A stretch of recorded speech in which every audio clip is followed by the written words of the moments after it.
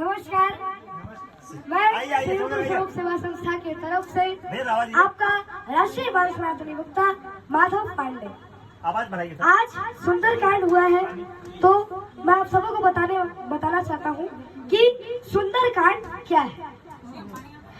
सुंदर एक हनुमान जी का दूसरा नाम भी है। दुनिया में ऐसा कोई भी इंसान नहीं है जो कि अपने आप को भ्रम से बचा सके। जब इंसान को भ्रम हो जाता है तो वह कहीं का नहीं रहता। सुंदरकांड के शुरुआत में माँ सीता प्रभु श्री राम जी को याद करके अशोक वाटिका में रोने लगती है। ठीक उसी समय दूसरी तरफ भगवान श्री रामचंद्र जी अपनी प्रिय पत्नी सीता के बारे में सोचते हैं कि वो कैसी होगी और कहाँ होगी, और इसी सोच में जंगल में भटकते हुए वे भी रोने लगते हैं। ठीक उसी समय राम भक्त हनुमान माता सीता से मिलकर माता सीता को प्रभु श्री राम जी की मुद्रिका देते हैं। माता सीता मुद्रिका देखते ही अपने भ्रम से मुक्ति पा लेती है और तत्काल ही उन्हें दूसरा भ्रम कर लेता है कि उनकी प्रभु राम से दोबारा भेंट हो पाएगी या नहीं।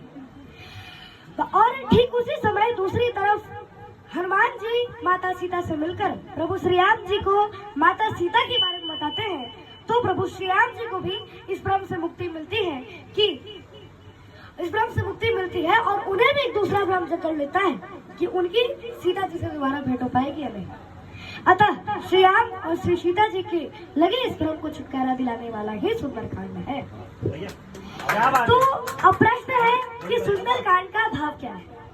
इसमें हनुमान जी के द्वारा माँ सीता की खोज और राक्षसों के संहार का वर्णन है। संपूर्ण मानस में भगवान के शौर्य और विजय की गाथा लिखी गई है, लेकिन इस कांड में भगवान के भक्त हनुमान जी के बल, बुद्धि और विजय का उल्लेख है। मनोवैज्ञानिक के नजरियों से अगर देखा जाए तो सुंदरकांड के पाठ से व्यक्ति को मानसिक शक्ति प्रदान होती है और कोई भी कार्य करने से आत्मविश्वास मिलता है। वाल्मीकि रामायण के इस कांड में कुल 68 सर्ग है और इनमें 2855 श्लोक दृष्टिगत होते हैं।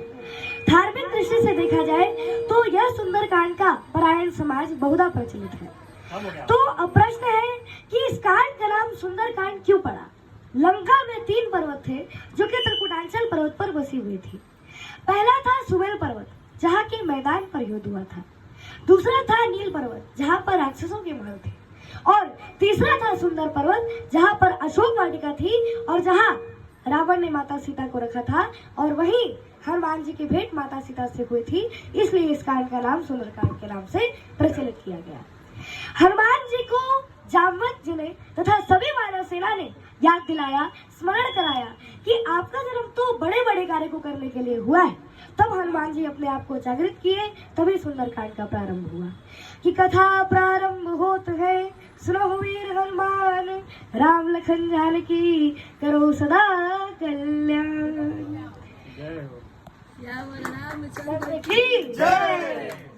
और पाँव में जितनी देश की मैं खोल रहा हूँ, राहें नए विकास की मैं रातों दिनों को खोल रहा हूँ। मैं माधव पांडे बोल रहा हूँ, मैं मृत्युंजय अंकल बोल रहा हूँ, मैं काशी राम खांडे अंकल बोल रहा हूँ। जय श्री राम। सर्व सेवा संस्था आवाहन आवाहन आवाहन।